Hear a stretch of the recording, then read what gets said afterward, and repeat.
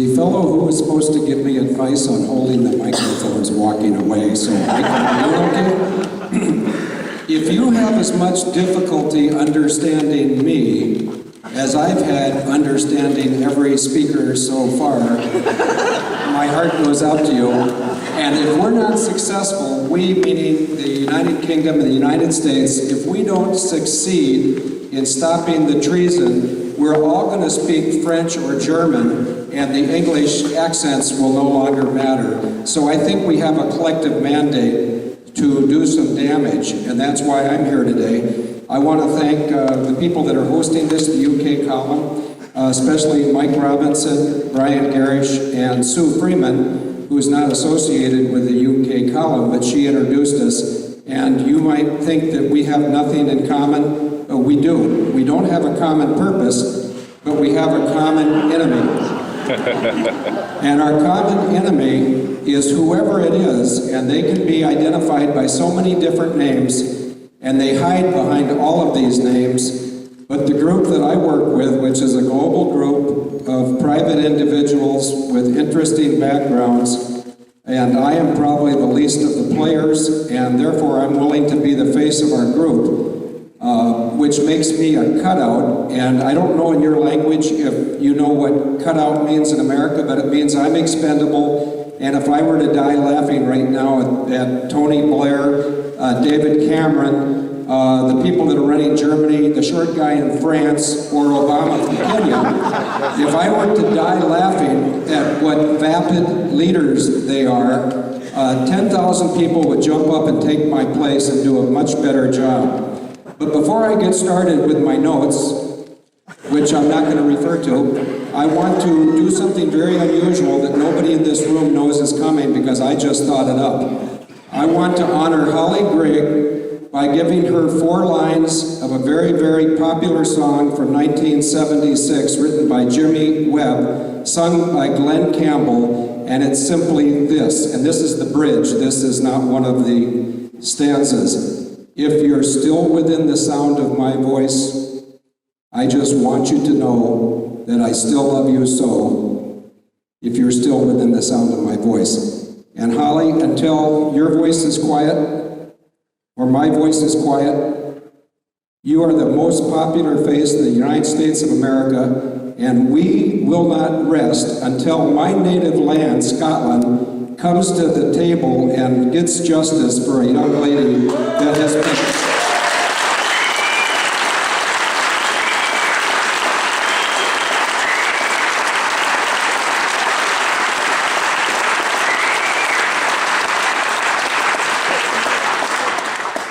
The reason I can't be silenced is because I'm a complete nobody, and Holly, this complete nobody is totally dedicated to do one thing scripturally for you, and this is the only thing I'll say about church because it offends some people that don't go to church, but this is written in Matthew 25:40. When you have done it to the least of these brothers or sisters of mine, you've done it to me. And folks, I didn't write those words. But I'll tell you who did if you're interested after this. But we don't need a church lesson, although our leaders do. Or I should say misleaders, because my notes, which I've thrown away, how's the sound like, okay? I've thrown my notes away because I don't like notes. I don't disrespect those who use notes or outlines, but that's not my forte. I react to things such as your faces, including Alex, Garen's. I don't know many of you, and none of you know me. There's a lady right there who has a smile that's out of this world. I saw her on the street when I went to get coffee because our host wouldn't buy me any coffee, so I'll never come back here again, unless you buy me coffee. But I know what you folks want. You want to hear something unusual, something uplifting, something positive, and something that you may not have heard before. And the only reason you haven't heard it before is because Alex Garens from Edge TV hasn't put the tape up. But 2 nights ago, I was in his studio, and I was extremely impressed by him, his staff, and his willingness to allow the truth to be recorded. In my country, I couldn't do what I'm doing right here. And there's probably some things that your English speakers cannot do, that I can get away with because you think I don't know your cultural differences, and that's true, I don't, so I'll invoke that latitude in case I misspeak. But if I misspeak, I'm simply misspeaking for myself, Field McConnell, not for the Global Intelligence Network, of which some think I'm the director, which I am not. I'm the expendable face, and when the guillotine gets greased up, I go first. And you know what? That's a privilege, because there's many people in this room right now, including Holly, some people by virtue of physical challenges, some people by virtue of age. And I rode down here in a bus with a couple of ladies that I would say are older than 29. And I see some gentlemen around here that were at least of Korean War vintage, and they think they no longer have the fight left in their body, even though they have the fight left in their heart. Well, I'm here to tell you that effectively the U.S. Marines have landed. And if you think back a couple hundred years ago, from the halls of Montezuma to the shores of Tripoli, well, they're over in Tripoli again, and it's not a good idea. And I want to publicly chastise your leadership, and I believe the guy's name is Cameron, is it not? Because if I'm correct and he's your leader, which reminds me, I do not want to be taken to your leader, so don't take me there. But I would love for him to show up here and match wits with me for an hour. I believe, from what I've heard, that your supposed leader, David Cameron, who none of you know anything about, I believe he told my supposed leader, Barack Hussein Obama, or is it Barry Soetoro? We don't know in America.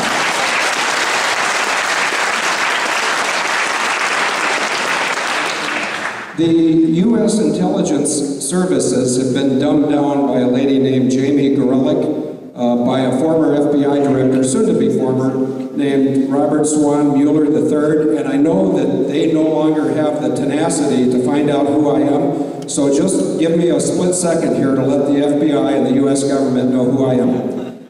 Field McConnell, 583-09-9001, Plum City, Wisconsin. Come anytime, we're ready.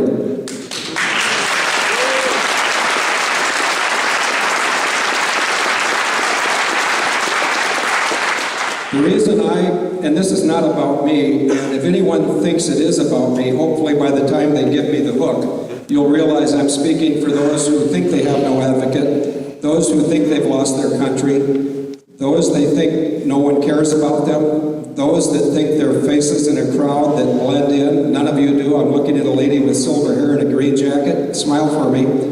She did. You know, we have a way of communicating. More? Should I do test? I've thought of something else I think is cuter, but I'm not allowed to be cute until after the microphone's taken away. I don't know where I was, so let me take off in a different direction. The reason I have the freedom...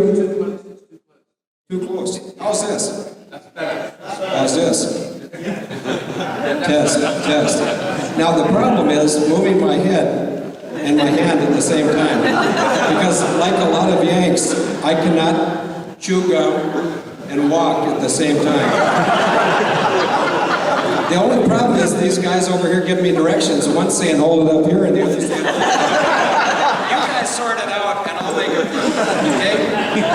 Okay, if anybody I'll defer to Alex. Alex, you're my sound man. Okay, there, okay. What I was saying is there's no me involved here, there's no ego, there's no self. The reason I gave my name is to make it really easy for the U.S. law enforcement intelligence agencies. By the way, that's exactly who I write for.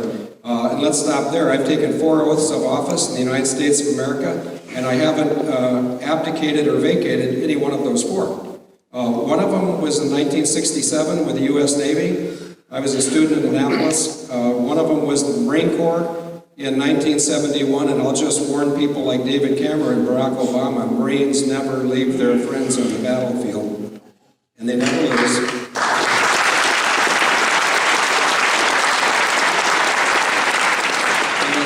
I take a little bit of pride in being a United States Marine. I have to acknowledge there's 2 other Marine Corps that are, if you still have one, the Royal Marines and the Korean Marines are even more feared. And you people in England need to do something about your leadership as it pertains to dismantling your defense. Because if you dismantle your defense,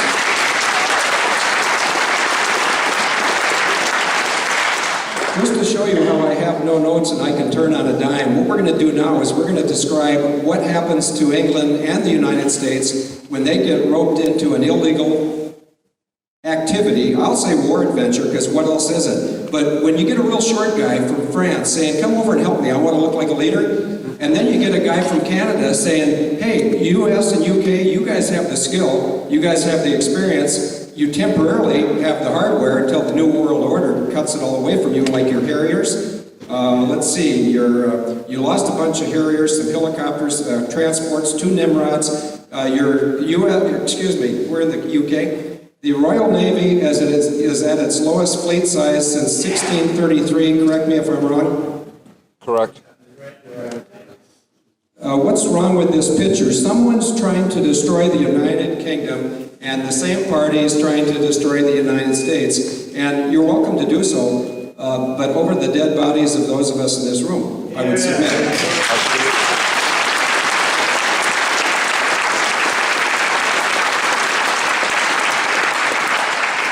So, harping on Libya, what we have there, among others, is we have the French Air Force taking credit for the thinking, which isn't going to make him any taller. Come and get me, Sergeant. Then you have the Canadians, and just a minute, I'm not going to humiliate anyone. I'm a positive guy. I'll never say a negative word. But is there a single Canadian in the room? Good. Let me speak freely. Okay. What province?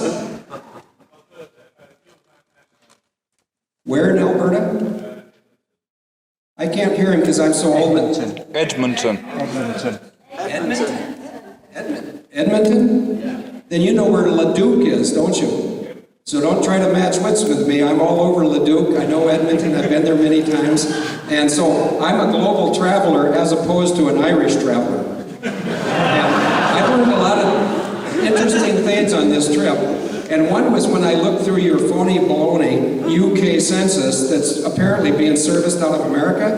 Yeah. So let me see if I get this right. We as Americans are going to census you, and your corporation named Serco is going to hold our nuclear codes, which is something no one in this room has ever heard before. If anyone's ever heard that Serco controls our nuclear codes, and I'm not trying to humiliate you collectively, but is there anyone besides me in this room who's ever heard of Serco controlling the U.S. codes? Good for you. I want to talk to you later in a positive way. Serco is a big company, and they got their fingers in a whole lot of pies. And I think they need to wash their hands and get their hands and their fingers out of America. And if they'd be willing to do that, which they won't, because they control prisons, they control military food supplies, and if someone wanted to come over to America and put me in martial law, what better contractor than Serco? Because they could put me in prison, then they could give me bad food, and they wouldn't have to keep me very long. And you know, I got bad news for Serco. And so those of you who don't go to any church, and I don't care what church it is, but anybody that goes to church knows there's a higher power, and I'll leave it at that. But Serco could poison me. Shorty in France could put me on a stretchy, which reminds me, he might want to try that first. David Cameron might wonder how I know his dad was a Lloyd's name, who was among the 30 high judges and 50, is it MPs or PMs?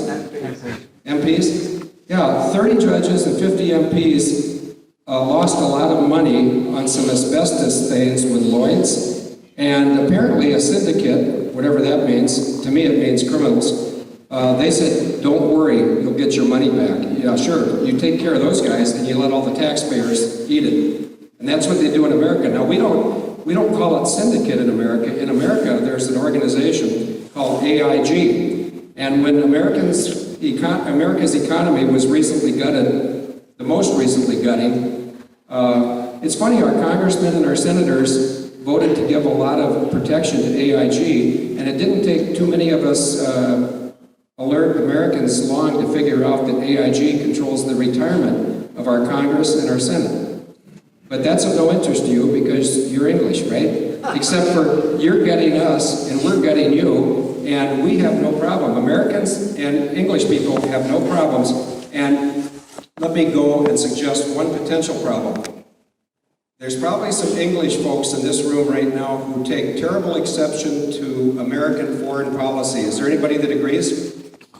Yep, I thought so. Let me shock you. So do we. And this is right back at you guys, England, because our American foreign policy comes right out of the City of London, and the only place it stops before that could be Brussels or the Vatican City. But America is the bully force for the global elitist bankers. The City of London is the controller for the global elitist bankers. And the other city I mentioned apparently likes to mislead people into believing if they pay so much money, they're not going to have something accountable at the end of their life, which is not true. But I'm sad to say, after spending 26 years in the U.S. military, being the son of a career Air Force pilot who was a POW of the Japanese, who, by the way, just to show you that I can turn the corner in a split second. Anybody in here have any firm feeling about the Japanese earthquake being a natural event? Unnatural. Some of you do, or some of you don't. Unnatural. Yeah, you're right.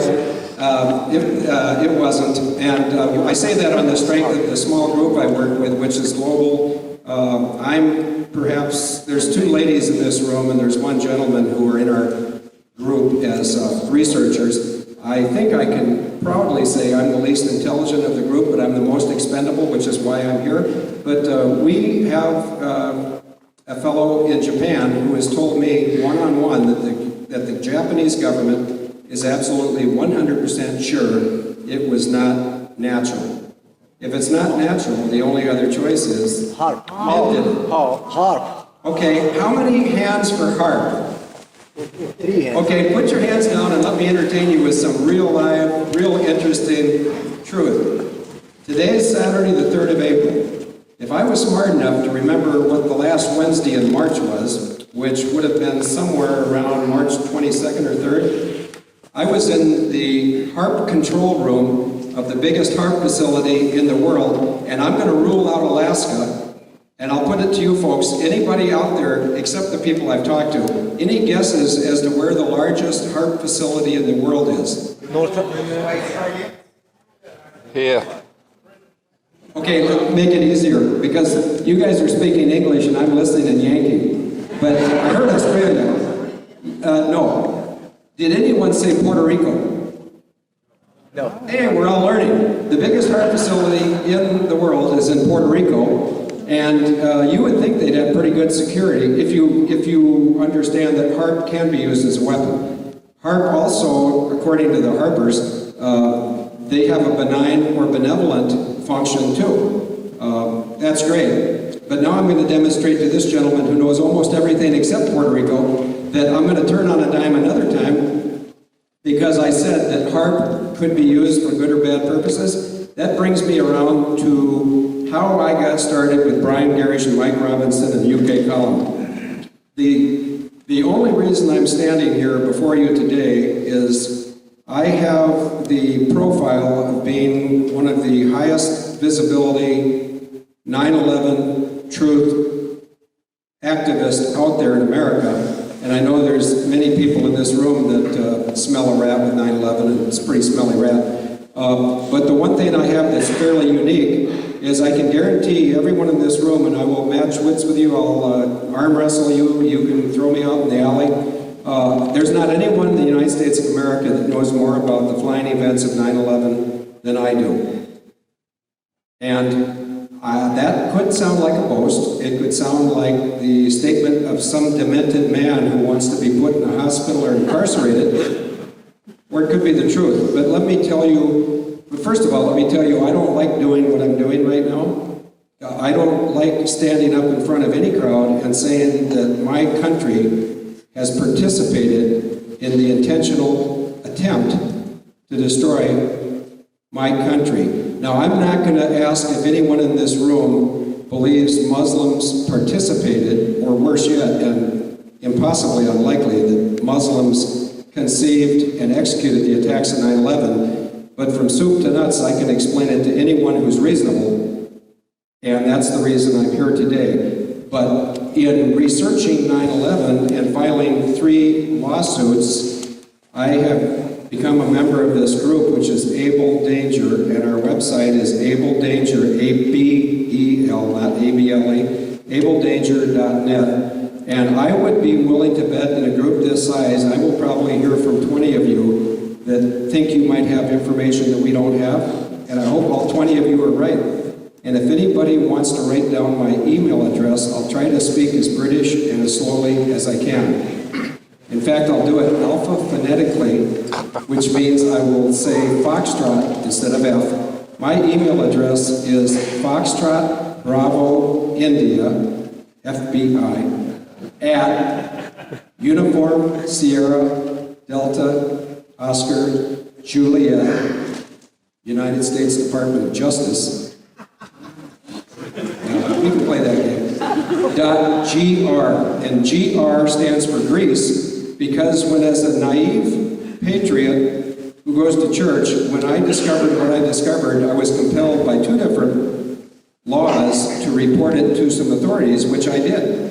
And by the way, if anybody wants proof of anything I say, you've got my email address, FBI at USDOJ, and I use both of those terms because I'm intent on bringing as much negative attention as possible to the FBI and the United States Department of Justice for what they are suppressing. What they're suppressing is the truth of 9/11. And there's a lot of layers of problems with that. But one layer, and I hate to keep going back to church, but commandment number 9 is do not bear false witness against your neighbor. And you people in this room, the vast majority of you that have not been to America, think that America is a Christian nation. Actually, it was your own English people that left Plymouth and landed at Plymouth Rock that were trying to escape religious persecution or tyranny or a limited menu, whatever, and they went over to the United States and they set up a Christian nation. But the United States of America is not a Christian nation today. It's just not. And does that mean it's a Muslim nation? No. Agnostic? To some degree. Atheist? To a lesser degree. There's Hindus, there's Buddhists, there's Muslims, there's Jews, there's Christians, there's Catholics. There's every sort of religion there. And we as Americans embrace everybody's right to practice any religion or no religion, and that's no problem. But for those of us that started the country, and that's actually your ancestors as well as mine, they went over there to allow Christian values to be played out in the government, and they were for a long time. They're not anymore. Our government's been sold out, as well as yours, and our government has been sold out, literally, to a couple of global banking families, and I don't want to implicate them because I'm sure none of you are awake enough to know the rest of their names, so I'll just say R and R. And one R started in Hanover, Germany, and that R family had 5 sons who fanned out over Europe to put a stranglehold on Europe, which they've done. And then they sent somebody over to the colonies, another one of their R people, who bumped into one of our people named Rockefeller, and knowing that you probably need some inside help, your R talked to our R, and now we got a bunch of RRs running this whole country. And we need to put an end to that because they're running not only your country, but our country into the ground. And what possible reason might they do that? Well, how about if you take a really powerful nation with nuclear weapons, such as the UK, and you start dismantling their military? Simultaneously, you take another really powerful nation with nuclear weapons, which are okay if they're used for deterrence. That's my opinion. That we should not be hurting people with nuclear weapons. We should just use it as a big stick, saying, if you hurt us or any innocent party, this is what you may have to look forward to. And that should be incentive enough to behave like adults, which so far in the history of the world we've not done. But I'm very troubled by the fact that my country today, the Department of Justice, the FBI, almost every branch except for the Department of Treasury and the Department of Defense has been sold out, and the way they've done it, and very few of you in this room that I've not talked to know how they did it, so I'm going to do this visually with a prop. This is any bureau in America, and anybody can think what they want. They can call it the Department of the Army, they can call it the Treasury, they could call it the Judiciary, they could call it Health and Human Services, they could call it the Coast Guard. Here's how they took control. It's actually some of your friends that start with R. What they did was they came over to the United States of America in 1978. Alex, how's my mic doing? Thanks. No. Okay, I'm gonna injure myself here before long. They came over, some of these bankers that you know their name, and I don't want to say it because it starts with R, and maybe they'd withhold my credit like they've done to Greece, Iceland, Japan. They seem to like to do this, and then of course, if they can't withhold the credit, or if they're threatened by Sharia banking, oh, we don't need Sharia banking in North Africa and Middle East, which by the way is called MENA, M-E-N-A, Middle East, North Africa. We certainly don't need Sharia bankers in there not charging interest and running us R&R boys out of town. So why don't we start in Tunisia and scare them, then we'll go over to Egypt, scare them more, then we'll get up to Libya and we'll really scare them. And then we'll get a short guy to come in and look like he's leading an Air Force that's being commanded by a Canadian. Back to you, Mr. Edmonton. Watch this. Mr. Edmonton, do you... Pardon me? Is he agreeing with me, or... You better agree with me, because I got the mic.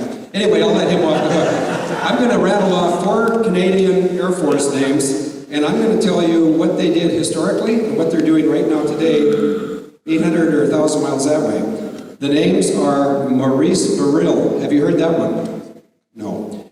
Second name is Richard or Rick Findlay. He wouldn't have heard that if he didn't have. And here's what those 2 guys did. Unbeknownst to most of you, and certainly well known to many of you, the Continental Air Defense of North America, which for this conversation includes Canada and the United States, it's protected by an organization called NORAD, which means North American Air Defense. Many of the critics, the vocal critics, and also the ill-informed critics of the U.S. response to the attacks of 9/11, just like a bunch of magpies, they sit there and say, NORAD, NORAD, NORAD. What's wrong with NORAD? Here comes Canada.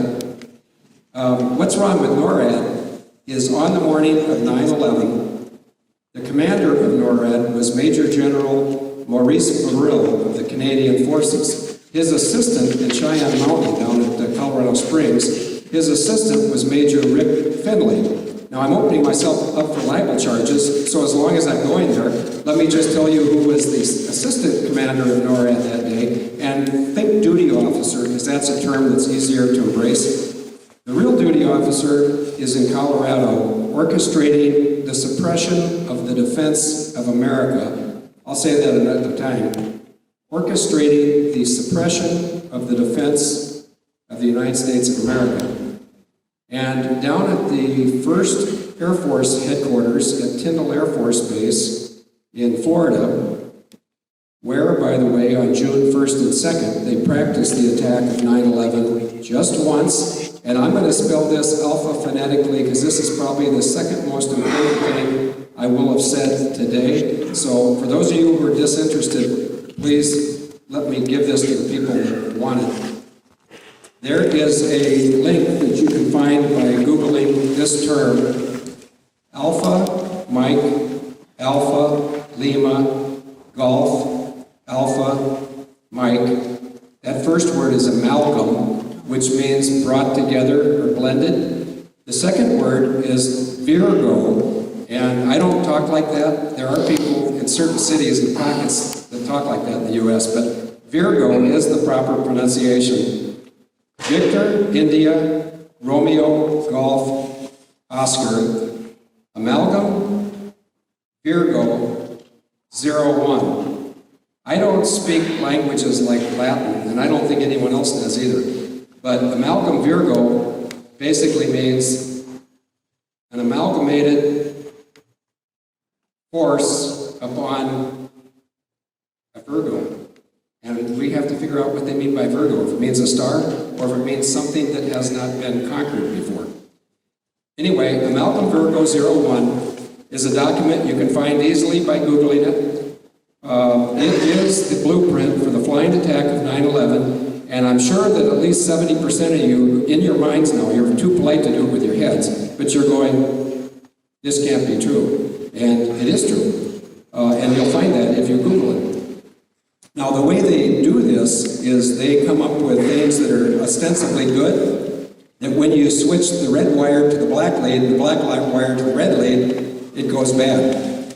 Malcolm Virgo was a air defense exercise where the Canadian Air Force was going to demonstrate to the United States Air Force that the Canadians, acting by themselves with their own technology, could keep the entire 48 contiguous states of the United States of America safe from any unmanned attack of an unmanned flying vehicle, or, and you're not going to believe me until you see it yourself, these guys are so dumb. They put a picture of Osama bin Laden in there in June. Gee, you know, the Americans are really good about attacking themselves and showing their hands 3 months early. By showing their hands, when they blamed it on Osama, they'd already done it 3 months earlier. They're putting the idea in all of our minds, if you get attacked in 3 months, Osama did it. Well, that's not true. In fact, I want to stop right here as an American Christian and apologize to every Muslim in the world. The Muslims in this world have paid far too great a price for something they never did, and there's so many people, and I'm ashamed to say many of them are my American church-going friends, that still, it's a poor word, but hate. And hate itself is a poor word. But there are unwarranted hard feelings about a group that had nothing to do with 9/11.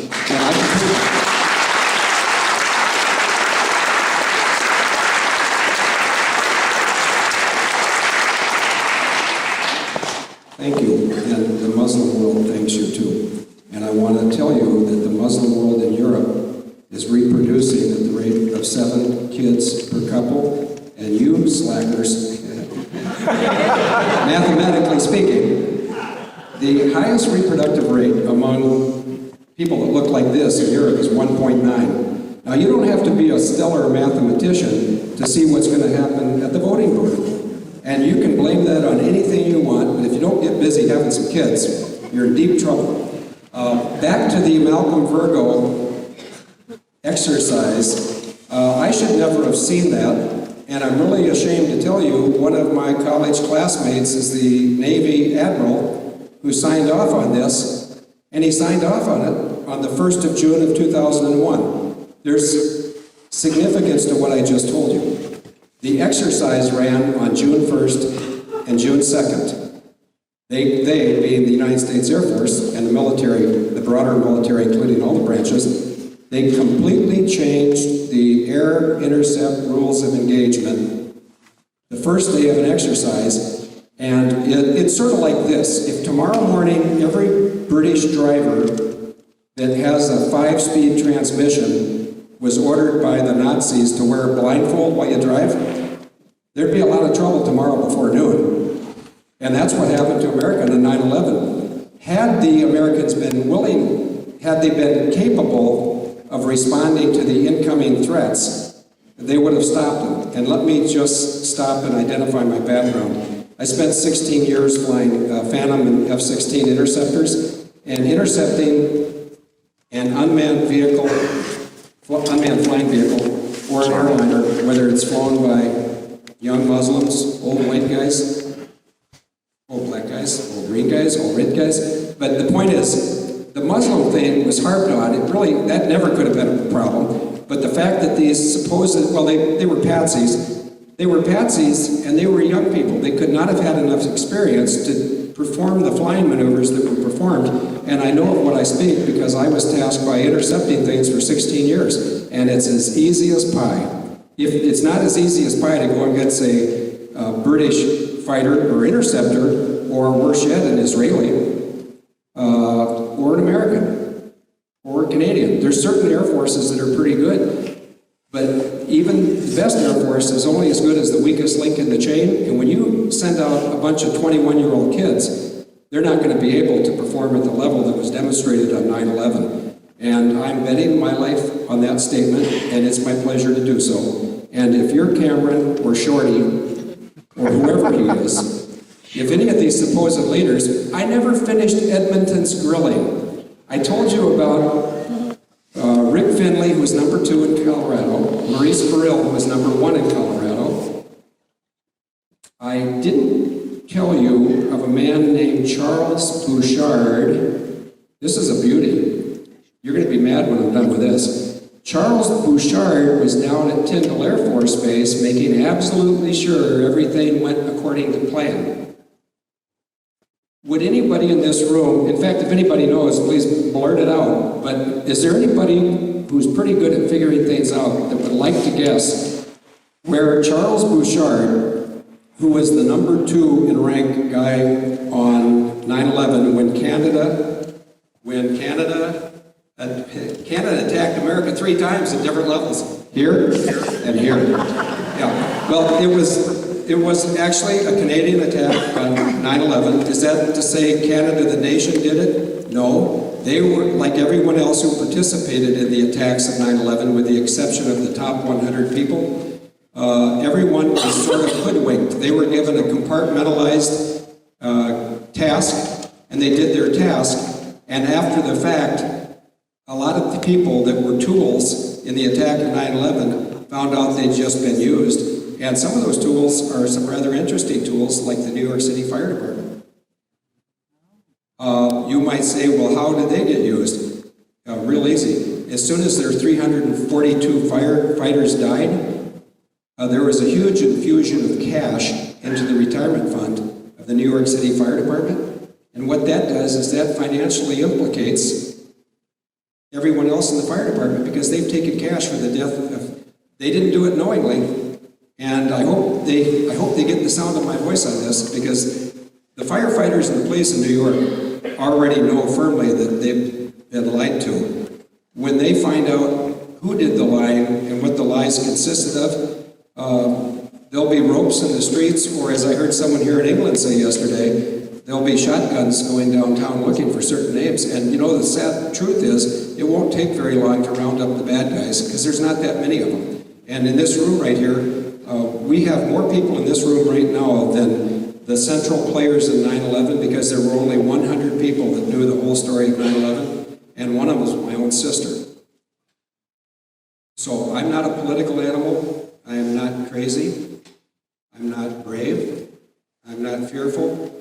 I'm just what I am. And my background is I flew fighters, I flew airliners, I understand the technology. With my own eyes on 9/11, I knew that it was neither human pilots of any race, ethnic group, nationality, age. No human pilots could perform the sophisticated maneuvers that were demonstrated right in front of our eyes on 9/11. And I don't want to waste much time on this, but the way I knew that immediately on 9/11 is United 175, which was really a drone. As it made its final approach to the second tower to be hit, it was in a constant angle of bank turn, and it was going the maximum airspeed. Humans cannot do that, because for any of you who's ridden a bicycle or driven a car or driven a boat, you make heading changes in your course, and then in the case of a bicycle, you might respond to the wind or slippery sidewalk. In the case of a car, you might respond to some crazy driver who drank too much, and you're constantly making small corrections to your course. Technology doesn't do that. Technology gets it right the first time, and if it makes any course corrections, they're so small and so fast our human eyes can't pick them up, but computers can. And what you all saw on 9/11 was a high technology attack on the United States of America, and the attack was conceived in the city of London. And I'm going to give you an English name, and if anybody's related to this guy, I don't know what your response is going to be. But you had a leader of the livery company or the union called GAPAN, Guild of Air Pilots and Air Navigators. His name was Lord Garden, Timothy Garden. On 9/11, Lord Garden was married to Lady Garden, and once again, there's probably someone in this room who knows what Lady Garden, what position she held. You can't write this stuff in Hollywood, folks. She was in charge of the livery company called the Worshipful Company of World Traders. What was the name of those two buildings? Anybody know? World Trade Center. Hollywood can't write this stuff. If they could make money. Because fact is truly stranger than fiction. And when I say that the plans for 9/11 started over in the City of London, don't think I'm saying England, because unless I'm wrong, the City of London's sovereign terrain. And your own queen, which reminds me, I don't know what countries she's from. I would have expected your queen to be English. I've had my thinking updated. That maybe she has friends who like to goose step. Which brings us over to the Bush family. You know, at some point, we the people need to defeat them, the bankers. And I think that that point is approaching. I can tell you for sure that the evil parties, and I chose my words carefully, evil parties, not corrupt parties. There's a lot of people who are corrupt, some in this room, big deal. Would anyone in this room sign up to attack England tomorrow? I wouldn't expect you to raise your hand. And I don't think there's a single person in here who would. But the people who attacked America include my own sister, and include 99 other people. And when I say it includes my own sister, her name is Christine Marcy. That's Christine with a K. Marcy, Mike Alpha Romeo Charlie Yankee. She may have been extorted. I hate to say this in front of ladies. In fact, while we're talking about ladies, if anybody's ever read a single word of the fiction I write, because I'm not one of the smart guys, I'm the face, and I write the fiction that's filler for the facts. Our facts are bulletproof, or I wouldn't be standing here. I write the fiction, and I might defer to a woman named Sue Freeman from Nottingham later to be available back there, and she could explain to any ladies in here who think that I'm disrespectful to women or I'm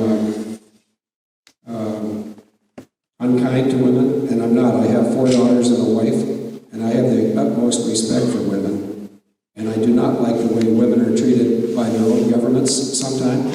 I do not like the way my sister was either extorted, and here's the part you have to apologize, or I have to apologize for. You may not have heard this term, sex-storted. A lot of the people on both sides of the Atlantic have been coerced into doing evil things because they've been videotaped doing things they wouldn't want their little brother like me to see. And there's not a man in this room that would like to see what may have been done to my sister to make sure she would work for the other team. And there's a lot of fathers in this room, and I'm one, I have 5 kids. And I don't have to be Holly Gregg's father to get agitated and energized. And I promise Holly and her mother Ann that I am not done with Scotland yet. I'm right, and I want to apologize to all the ladies. It looks like I'm a skirt chaser. My character, not me. But you can ask Sue Freeman during the end of the questions. She's one of the characters in my book. And the only reason I write with overusing 2 metaphors, one metaphor being sex and the other metaphor being alcohol, is because I mock my own government, and I'm mocking your government.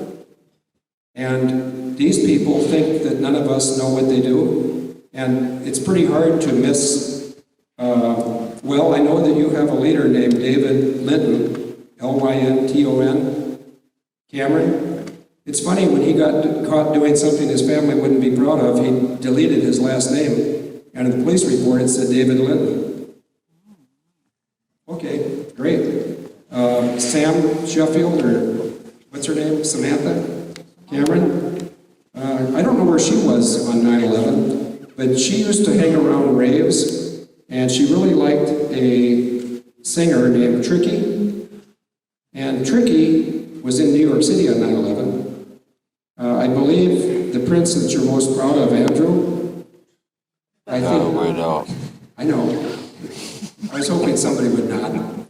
That way I know she's awake. Yeah, your fine prince, Andrew, who hangs around with billionaire pedophiles. What great leadership you have, and I'm not pointing the finger because ours is worse. Of course, on the other hand, ours has the CUKC passport. So it's right back at you, I guess. But also on 9/11, you may be familiar with the name of Sarah Ferguson. She has little bitty dolls because she just loves children. And she has these little dolls called Little Red. You know, it's really amazing that when the World Trade Centers burned on 9/11, that all the people perished, all the concrete turned into pyroclastic dust. Thank you. The steel turned into molten steel that was still molten a week or 10 days later. And yet Sarah Ferguson's little red doll, named Little Red, somehow survived that conflagration and brought some more attention to her. And apparently some people like that type of attention, but it's my job and it's my pleasure to try to fill in the blanks on who's who among the British and other leadership that was either where they shouldn't be on 9/11, like in New York City watching. And I've been sort of hard on the English, but now let me be hard on the Americans. When I'm talking about watching, there were people that knew the attack was coming, and they got ringside seats, and I've mentioned some English people. Some Americans that got ringside seats were airborne in 2 different airplanes, and I'll speak slowly because I know it's laborious to listen to Yankee English. There's an airplane that President Bill Clinton took away from the Air Force and gave to FEMA, Foxtrot Echo Mike Alpha, FEMA, Federal Emergency Management Agency. I'm going to speak as an individual, and I don't want this reflected on this meeting. This is just me. It's my opinion that FEMA doesn't manage emergencies. They participate in planning emergencies.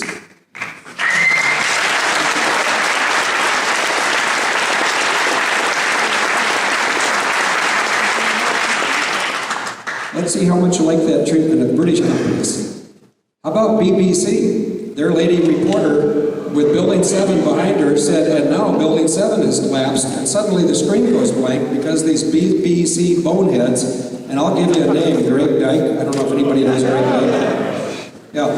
Thank you, BBC, for not telling us the plan of the attack on 9/11, but you guys know it. We're coming for you. BBC, you're in big trouble.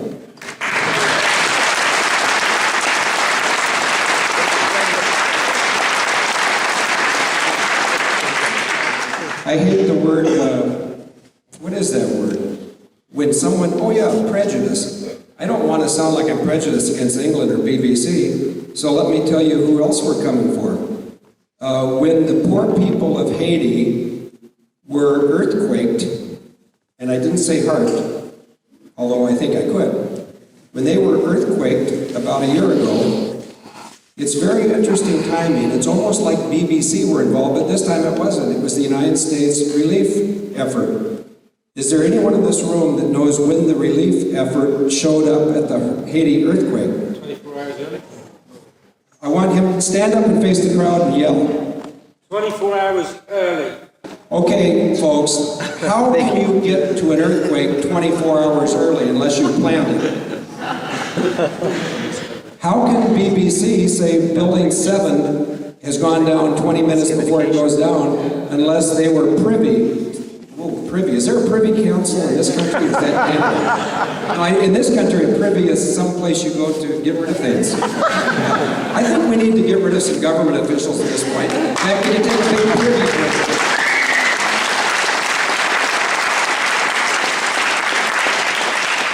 The Queen's Privy Councillor is Evelyn I Rothschild. know about 8 people in this room, and there might be 10 that know me because of what I write. But I don't have to know you to know you've got a brain, and you've also got the willingness to speak, and so many don't. And there's people in this room that cannot speak. But folks, I can speak for you, and if I offend you, just tell me not to speak for you. But until people tell me to shut up and go away, every single innocent person around the globe, and there's 7 billion of us, I have been led, LED, to do just what I did for Holly Great, which is encourage people, to tell them there is a force more powerful than the bankers that start with R&R, and notice I didn't say Rothschild and Rockefeller, so don't accuse me. The little people in the world are not going to be abandoned by whoever it was that created us. We are not. It isn't going to happen. And it's high time that we who are alert, awake, who are healthy enough, who have the luxury of time, most of you people in this room are one of three things. You're students, you're overworked workers, worried about your retirement and the continuation of your income, or you're pensioners who are probably on fixed income and your expenses go up as your income goes down. Is there any other person that I failed to? Is everybody in one of those three groups? So. Well, you're the enemy. That's who they want to get. They want to get the students misled. They want to get the workers tired, and they want to get the pensioners sick. Because all they want is units of labor for as long as we're strong enough and foolish enough to be bridled by the bankers. And I don't want you to think for a minute that I was smart enough to escape, but when I started talking about the truth of 9/11, I was purged. And they really thought they were doing the right thing, and they really didn't. Because the way the airlines work in the United States of America is if you come up with a safety, in fact, here comes the mother load.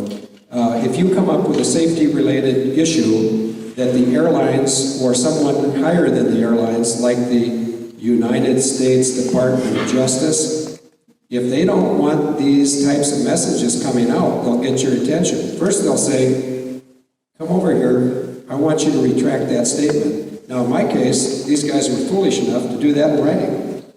And I've got it. So I've got people that are in positions of authority over me that ostensibly are responsible for safety, and I raised the biggest safety issue in the history of airlines, and I'm going to give it to you. It's 4 pieces.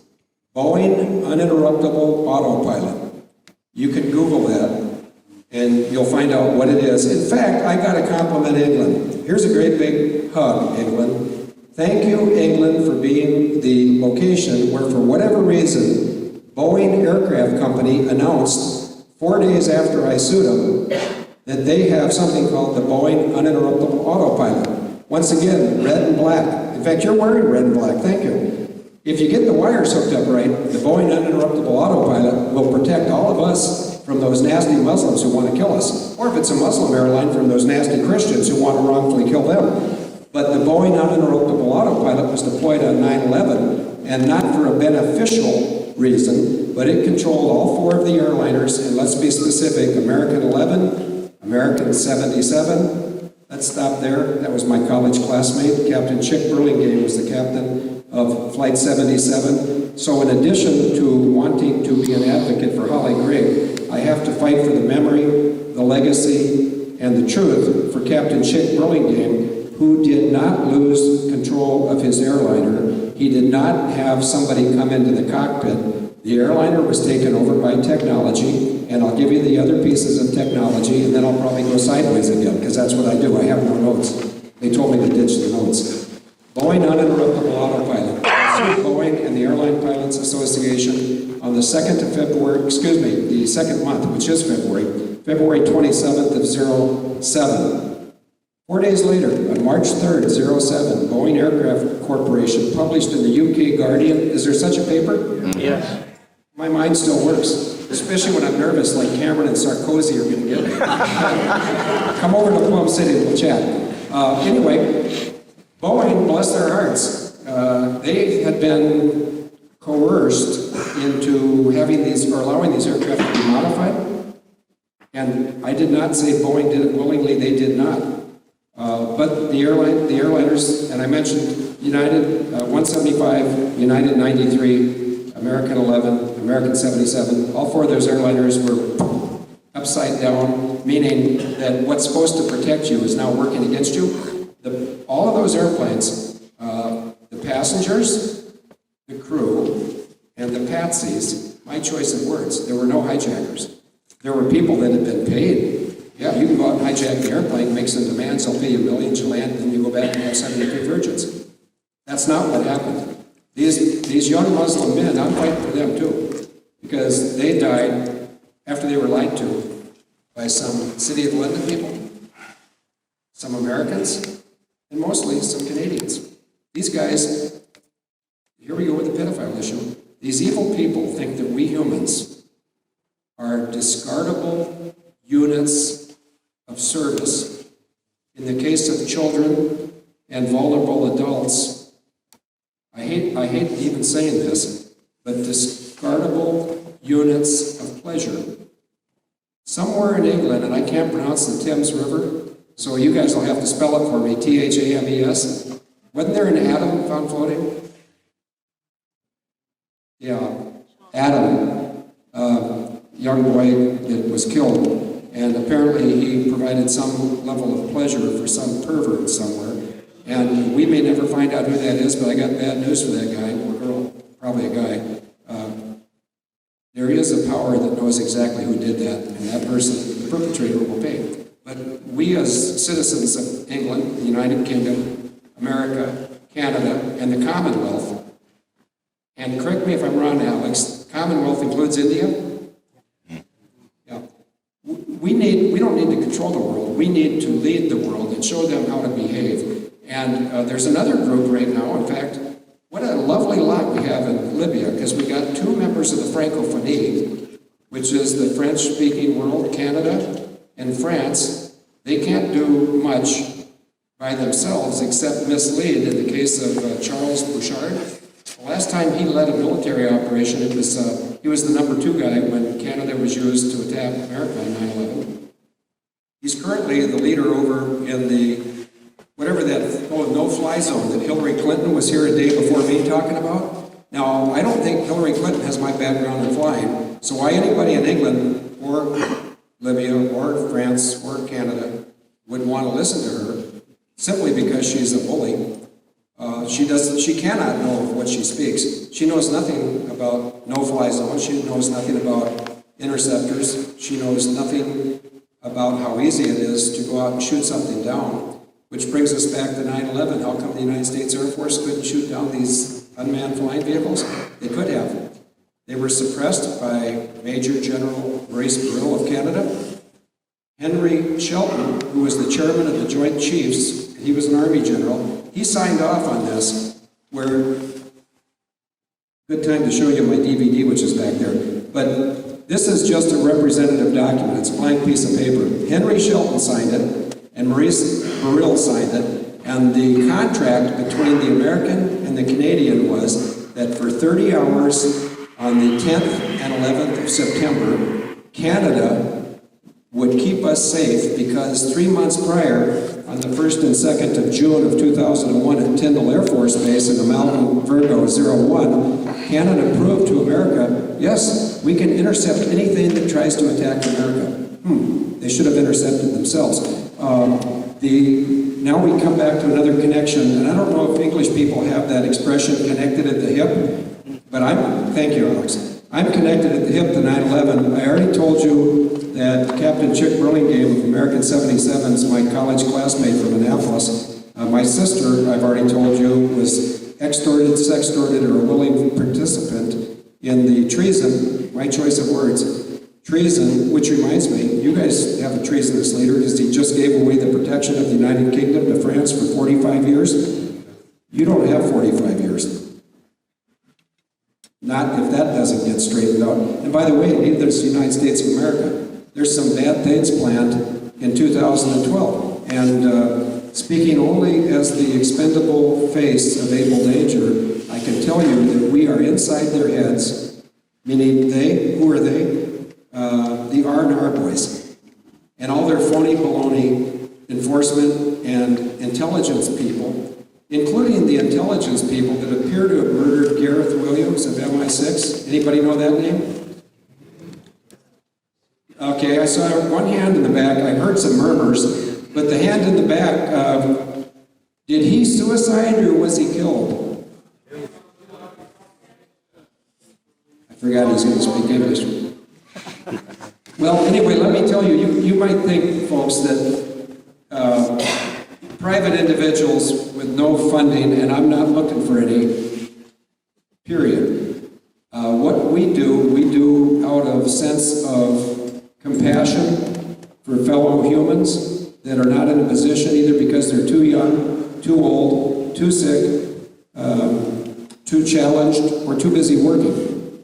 We do what we do because we're pretty good at it, and we are a bunch of individuals who typically never have met, and we are absolutely dedicated to illuminating, and I didn't say Illuminati, we are, or I didn't say Bilderberger, I didn't say Trilateral Commission, I didn't say Henry Kissinger, I didn't say the Clintons plural, I didn't say the Obamas plural, and I didn't say the Federal Reserve.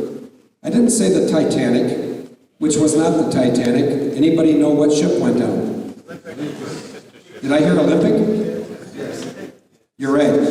See, and that was 1912, and the issue there was that boat, pardon my slip, I'm a pilot, not a mariner, but that ship that allegedly was the Titanic was really the Olympic, and there was a third ship, the Britannic, but the Olympic had excuse me? Nothing. I'll give you 2 more minutes and nothing. The Titanic survived because the Olympic went down, and what went down with the Olympic was any plans to block the Federal Reserve, which is the R&R boys that have enslaved America financially since during a Christmas break they crammed the Federal Reserve down the Americans' throats in 1913, and that was planned as early as 1892, where a bunch of rich English, and I'm all for rich and I'm all for English, but the truth is, wealthy capitalists and industrialists from England, perhaps Germany and France, got together at Omaha, and they came up with a plan. It's called the Bankers Manifesto of 1892, and they planned to enslave Americans for perpetuity. Big word for a pilot, huh?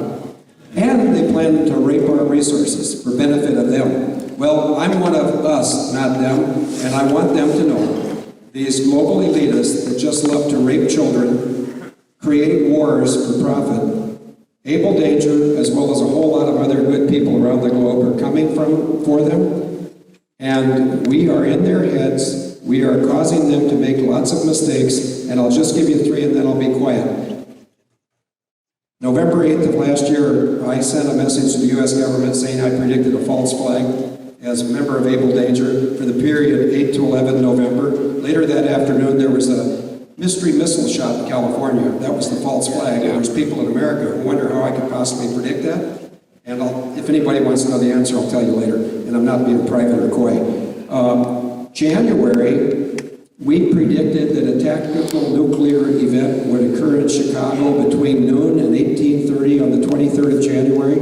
And there's a reason why we did that. We put it in print, we sent it to the government. These cowards backed off, they didn't do it. But any of you who monitor global news know that on Monday morning, the 24th of January, there was an explosion, a supposed terrorist attack at the DMO airport in Moscow. See, these people don't care who they kill. They can kill American Chicago people, they can kill Russians, they can kill Libyans. They really don't care as long as they get their coffee money funded by things like reinsurance and selling arms to both sides, where innocent parties hate each other, because they've been told to hate each other by the R&R bankers. Last thing, cause for hope. 2 weeks ago this week, on Wednesday, the Euro Police mentioned that they had just cracked the largest network of pedophiles in the world. That's true, and that is also false, because they have information that will lead them to a 132-nation group called the SOS Children's Villages, where they have these custom-order pedophile camps set up around the globe, and my sister is one of the camp leaders, if you will.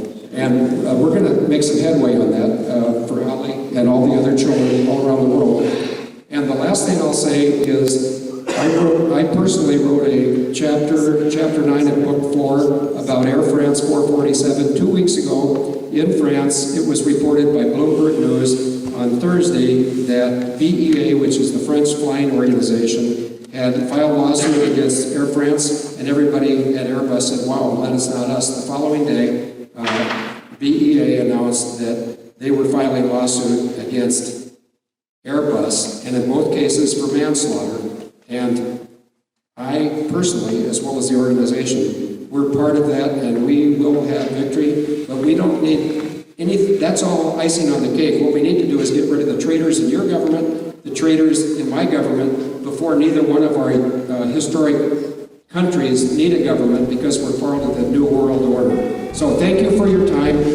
Thank you for hosting the